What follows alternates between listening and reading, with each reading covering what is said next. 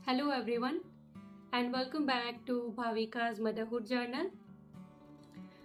आज इस वीडियो में हम बात करेंगे प्रेगनेंसी का सबसे महत्वपूर्ण फर्स्ट वीक के बारे में। अगर आप प्रेगनेंसी प्लान कर रहे हो या ऑलरेडी प्रेग्नेंट हो, आप नहीं चाहते हो कि आपका मिसकैरेज हो, तो आपको क्या ध्यान रखना चाहिए, किन चीज़ों से बचना चाहिए, कौन से काम नहीं करने चाहिए, इसी के बारे में इस वीडियो में हम डिस्कस करेंगे। तो सबसे पहले तो आपको पपीता, पाइनएप्पल ये सारी चीज़ें नहीं खानी है। वैसे हम महिलाओं को इसके बारे में पता होता है कि पपीता खाने से मिसकैरेज होता है, लेकिन फिर भी मैं एक बार आपको याद दिला दूं कि आपको प्रेगनेंसी के एटलीस्ट फर्स्ट वीक में पपीता, पाइनएप्पल या और कोई गर्म तासीर की चीज़ें नहीं खानी है। इससे आपका मिसकैरेज हो सकता है। इसके अलावा आपको प्रेगनेंसी के फर्स्ट वीक में संबंध नहीं बनाने हैं, आपको फिजिकल रिलेशन नहीं रखना है, इससे भी आपका मिसकैरेज हो सकता है।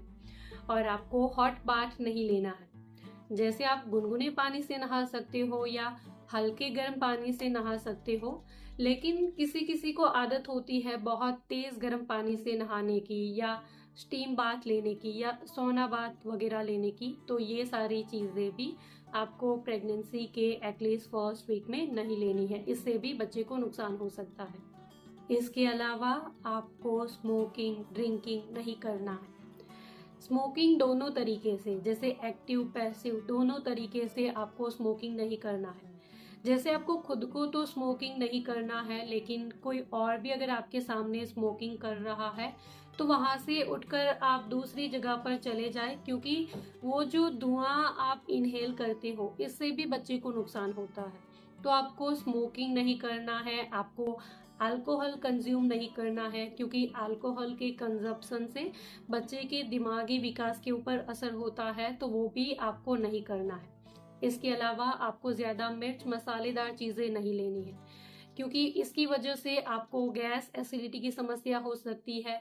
और अगर आपको एसिडिटी हो जाएगी तो फिर आप खाना ठीक से नहीं खा पाओगे, और अगर आप खाना नहीं खाओगे तो फिर बेबी को न्यूट्रिशन नहीं मिलेगा। तो आपको ज्यादा मिर्च मसालेदार चीजें भी नहीं लेनी है। इसके अलावा आपको हैवी एक्सरसाइज नहीं करनी है।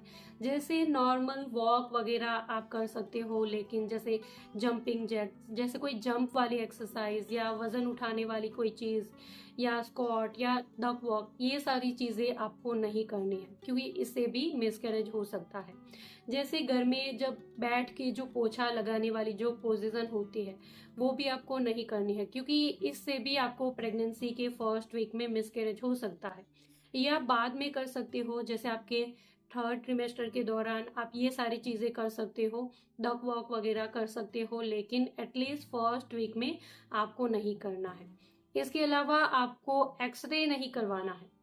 जैसे कई बार ऐसा होता है कि हम गिर जाते हैं, कोई चोट लग जाती है और डॉक्टर हमें एक्सरे कराने की सलाह देते हैं। कई बार क्या होता है कि हमें खुद को नहीं पता होता है कि हम कंसीव कर चुके हैं, हम प्रेग्नेंट हैं। और अगर आप एक्सरे करवा लेते हो तो एक्सरे की वजह से, प्रेगनेंसी के दौरान एक्सरे की वजह से बच्चे में जन्मजात विकृतियां हो सकती है।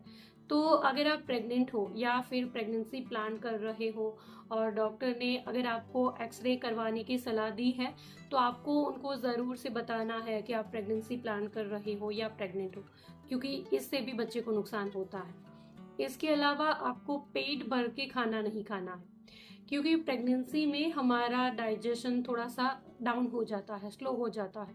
तो अगर आप एक साथ पेट भर के खाना खाओगे, खास करके तली भुनी चीज़ें, हैवी चीज़ें, जंक फूड वगैरह अगर आप बहुत ज़्यादा खाओगे तो उसकी वजह से भी आपको अगेन गैस, एसिडिटी, पेट दर्द, ये सारी चीज़ें हो सकती है।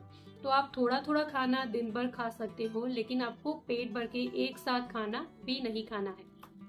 और आपको आपके मन से कोई भी मेडिसिन भी नहीं लेनी है।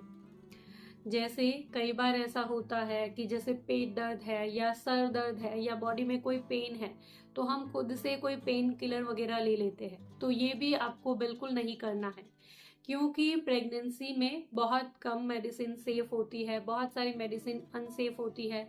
किसी मेडिसिन की वजह से बच्चे में जन्मजात विकृतियां हो सकती है, किसी मेडिसिन की वजह से आपका मिसकैरेज हो सकता है। तो अगर आप प्रेग्नेंट हो और इस तरह की कोई परेशानी है तो आपको डॉक्टर को कंसल्ट ज़रूर से करना है और डॉक्टर की सलाह के अनुसार ही कोई भी मेडिसिन लेनी है। आपको आपके मन से या ओवर द काउंटर जाकर के मेडिकल स्टोर से कोई भी मेडिसिन नहीं लेनी है। So this is all for today. I hope कि मेरी ये सारी बातें, ये छोटी सी इन्फॉर्मेशन आपके लिए ज़रूर से यूज़फुल रही होगी। अगर मेरे इस वीडियो से आपकी कोई भी मदद हुई है, वीडियो अगर आपके लिए यूज़फुल था, तो इस वीडियो को लाइक और शेयर ज़रूर करिएगा। चैनल पर नए हो तो सब्सक्राइब कर दीजिए ऐसे ही और वीडियोस के लिए। इसके अलावा और कुछ अगर आप मुझसे पूछना चाहते हो, कुछ बताना चाहते हो, तो आप मुझे नीचे कमेंट बॉक्स में ज़रूर से लिख सकते हो। Thank you for watching this video. Bye bye.